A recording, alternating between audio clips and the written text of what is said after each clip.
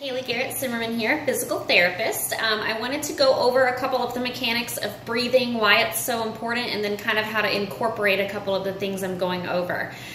First and foremost is you've heard me talk about, not only on Monday I posted that video, but I've talked about it before about how important breathing is. If you do not use the proper breathing muscles, then you're going to cause pain in other areas of your body, such as your neck, your chest, your upper back, even your low back sometimes, and even into your hips it can occur.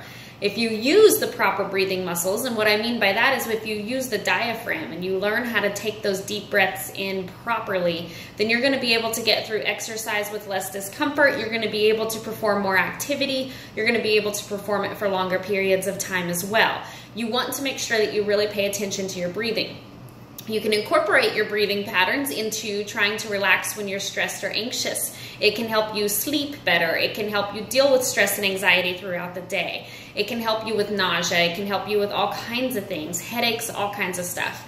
My main go-to anytime I have any type of pain, stress, anxiety, depression, anything life happening, I go to my breath first. I've actually formed a habit, and I challenge you to utilize it as well. When I'm feeling overwhelmed or I feel like I have too many things to do, I stop and I take 5 deep breaths about how I'm going to educate you on how to do that today.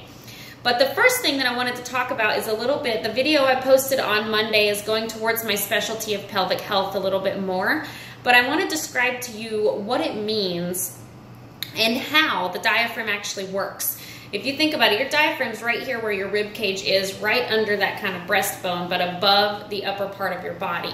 When you take a deep breath in and your belly actually expands, if your diaphragm is doing what it needs to do, it gets bigger. So it actually expands in size as well. Hence the reason that your belly fills with air. But while you breathe in and your diaphragm expands in size, it pushes down a little bit into that pelvic floor. And that's relaxing the pelvic floor. When you breathe out, your diaphragm shrinks in size and it gets smaller because that's its contraction. So when you contract a muscle, your diaphragm is a muscle, it actually shortens in essence. So it expands when you breathe in and then it contracts when you breathe out because it's trying to push the pressure up and out of your body. And you want to keep that in mind because the technique that I'm going to show you is very important for you to understand why you're doing it that way. And again, try it. Try it when you're having pain. Try it when you're feeling stressed. Try it when you're feeling anxious. Try it before bed. See what happens. The other tip that I want you to think about is that when you exhale, you want to exhale about twice as long as you inhale. So if you inhale, you want to take about 4 seconds for the technique I'm going to show you, and then you'll breathe out for 8. And I also want you to breathe in through your nose and out through your mouth. That just helps us get the optimum amount of oxygen into our system, okay? So when you breathe in, you're going to breathe in through your nose for 4 seconds, just like so. And then breathe out through your mouth for 8. Notice what happened there. I was breathing in, but you saw my chest rise. I didn't actually use my stomach. I did not use my diaphragm, not my stomach. So if you think about it, I don't feel any different after that breath. I don't feel more relaxed. I don't feel like I got more oxygen, and that's because I did not use my diaphragm. You can see if you're breathing with your chest, you're going to start to tighten the muscles in your neck. You're going to tighten the muscles in your chest. You're going to tighten the things in your upper back. It's all related. So there's a lot of reasoning and a lot of reasons why I teach my patients to breathe.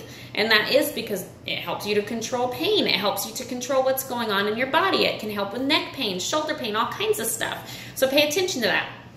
So if you're breathing properly, I actually want you to put one hand on your stomach and one hand right on your chest. And when you take that deep breath in through your nose, I want you to feel the stomach rise more than the chest. So if I'm from the side,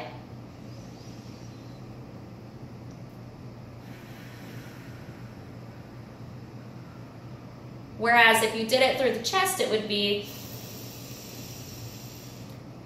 and I don't want that. That's not as beneficial as being able to breathe in through your stomach, okay? Because if you breathe and you fill your belly with air, you're going to start to get that diaphragm activation that we're looking for. I hope this helps with something. If you have any questions, please let me know. Let me know how you're utilizing it. Are you utilizing it when you're trying to sleep? Are you utilizing it with stress or pain? Did it work? Did it not work? What do you do to help with diaphragmatic breathing? Let me know. I would love to talk to you about it because this is something that is new and exciting to me.